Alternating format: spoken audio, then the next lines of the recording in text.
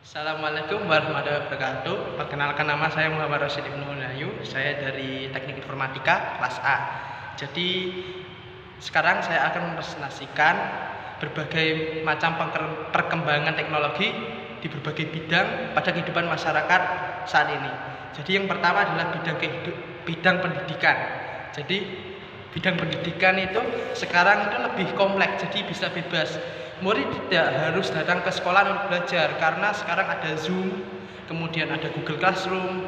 Jadi siswa jika berhalangan hadir, mereka tetap bisa mengikuti pembelajaran. Terus yang kedua yaitu bidang keuangan. Di bidang keuangan ini masyarakat bisa mengakses data mereka di bank atau mengecek saldo, mengecek rekening.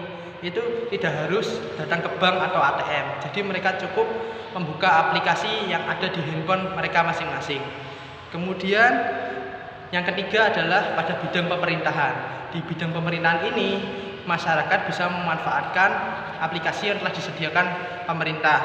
Contoh untuk membuat KTP. Untuk membuat KTP masyarakat tidak harus datang ke kantor, mereka hanya perlu mengisi data, tidak perlu mengantri. Jadi ketika KTP tersebut telah siap diproses, maka masyarakat tersebut hanya perlu mengirimkan dokumen-dokumen yang diperlukan ke kantor.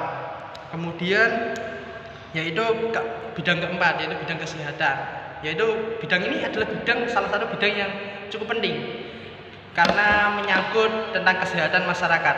Jadi pada era sekarang ini masyarakat jika ingin, seperti contohnya ingin rawat inap, mereka itu cukup menghubungi rumah sakit, kemudian mereka akan menyewa kamar yang akan mereka tempati, tidak harus datang ke rumah sakit untuk menyewa kamar tersebut.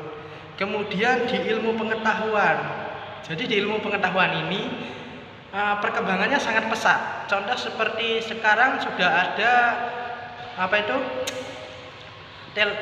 mikroskop cahaya yang bisa melakukan pembesaran hingga 1000 kali atau lebih. Bahkan ada mikroskop khusus yang bisa melakukan pembesaran hingga 10.000 kali lipat.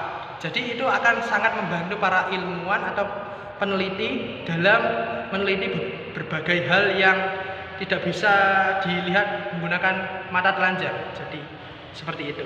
Kemudian pada bidang publikasi. Jadi di bidang publikasi ini para masyarakat tidak hanya bisa menonton berita atau hal-hal yang terkait seperti itu, seperti bencana, informasi lain, itu tidak hanya melalui layar kaca atau di koran. Mereka juga bisa mengakses website dari pemberitaan tersebut. Jadi mereka bisa membaca berita dimanapun dan kapanpun.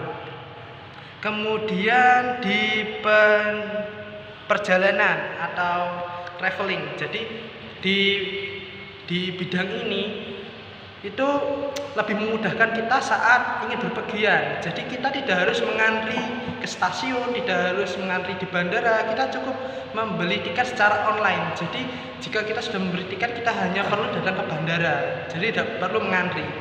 Kemudian yang terakhir adalah manufaktur. Di bidang manufaktur ini perkembangan teknologi sangatlah pesat. Jadi bisa mempercepat produksi. Kemudian bidang ini juga dikerjakan oleh robot-robot.